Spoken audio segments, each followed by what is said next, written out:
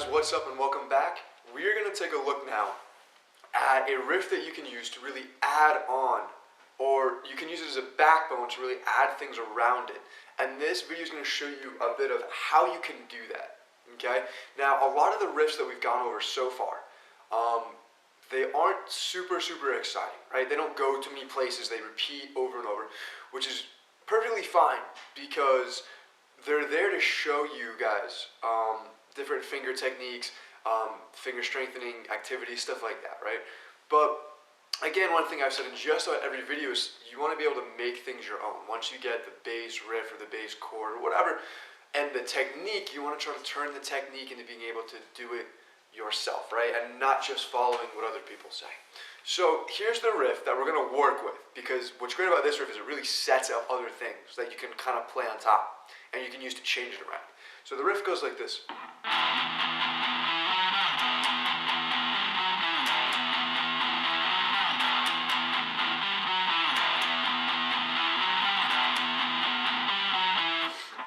Now again, not super exciting, not super fantastic in any way, but this really does set up a lot of things which we'll go into in a second. Okay, so let's break down the riff and go slow. So the first thing, and the thing that I want to kind of touch on before we really do the riff is this chord, your bass power chord.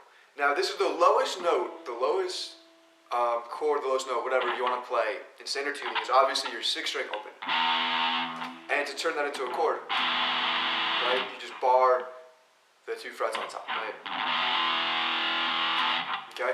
Now, remember in the first section we talked about how power chords are great at accenting things, right? How you don't want to stick with them all the time, and this is a perfect example of a way to get out. You play a power chord, you palm mute, and then you play some open notes. Or not open notes, but you play some single notes, right? Not just chords all the time, okay?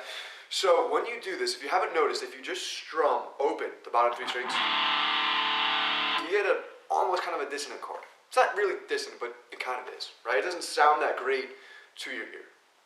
And the reason is because it's not really in, the scale, and it doesn't really match up with what you're playing, okay? So in order to get the power from that, right, what you can do is you can use a power chord once, and then just simply palm mute the bass note, which would be the 6-string open. And what's great about this is since you're using an open string, it lets you move your hand. And you can go to anywhere else on the neck that you would need to go. So for instance, you could,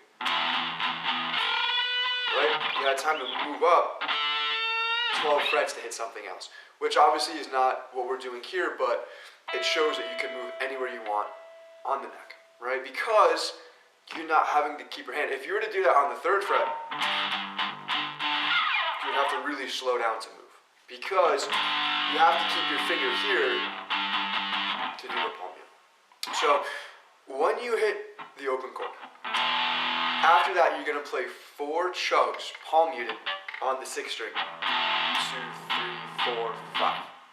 1, 2, 3, 4, 5. So it's a total of 5 hits open. Okay, one of them's a chord and 4 of them's a strum. 2, 3, 4, 5. Once you're done with that, what you do is you go up and you hit 7, 9, 10. 2, 3, 4, 5. 1, 2, 3, 4, 5. The second time you just simply go right down. You go 10, 9, 7. 10, 9, 7. So start slow. Just learn this riff. Pause right now because we're going to start to add on to it and show you how you can add on in a second to riffs like this, okay, without making it too much more complicated. So learn the riff, right? Come back, because right now we're going to move on. So when you have this riff, or any riff, and you want to change it up, a great rule of thumb, right, because a lot of music repeats in sections of 4, right? You can count 1, 2, 3, 4, 1, 2, 3, 4. If you haven't noticed, a lot of songs, if you actually count, kind of do things 4 times, right? You might have,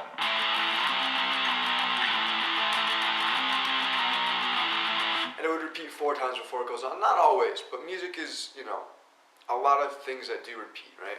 So what you can do is you can keep a riff the same 3 times, and the 4th time, you do it, you can change it up and it'll give it a bit more flair and it won't seem so straightforward, right? So for instance, you could do this, and if you just hit the 4th time, if you just slid into the 12th fret of the 5th string, you get a really cool effect instead of playing. You get a really cool effect if you just slide into the 12th fret. So that would sound like this.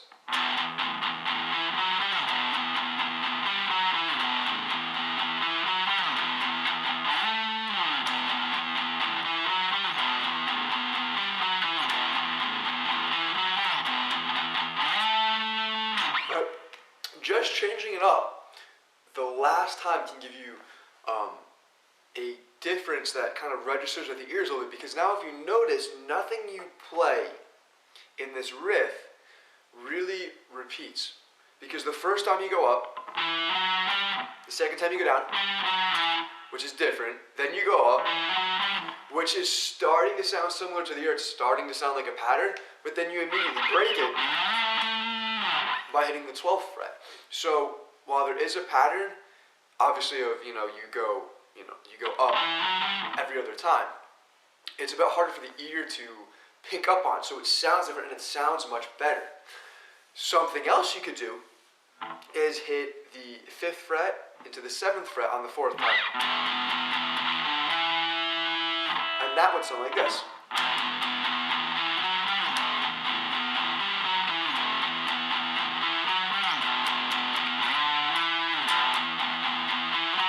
Now, when you combine them,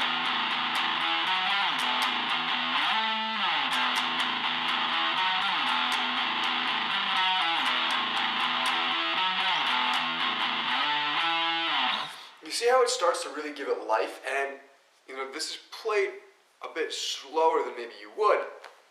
Not as slow as you should to start to get the riff, right?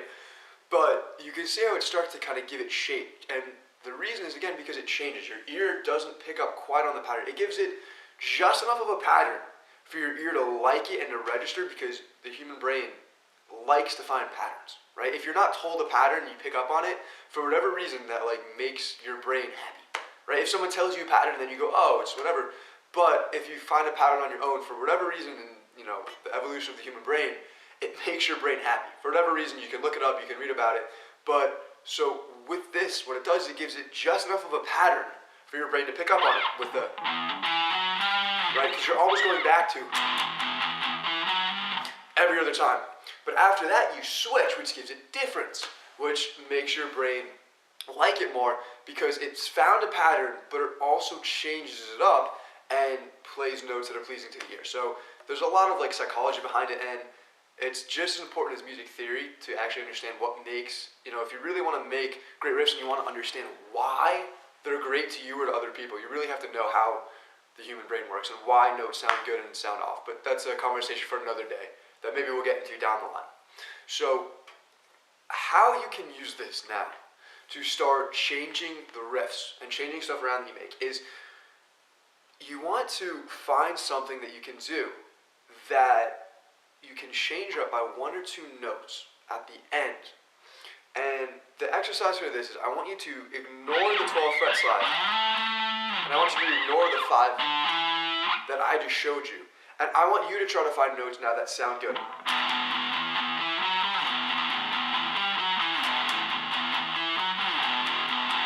Do something, right? And keep practicing this. I watched a great video and I can't remember who it was by, but I watched it for a couple of minutes or whatever, and it was on soloing and how you can set up and differentiate the ways you start. And he had you do this. You would play these 2 chords, and then you would have to make 1 note sound good.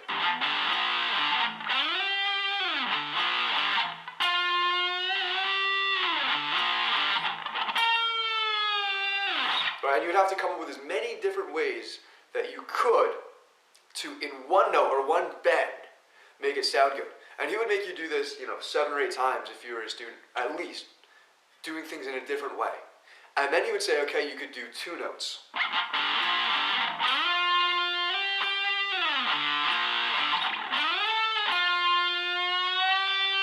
Right, and go on and go on and go on, right? And that's a great thing that you can take and you can do here. You're basically doing the same thing.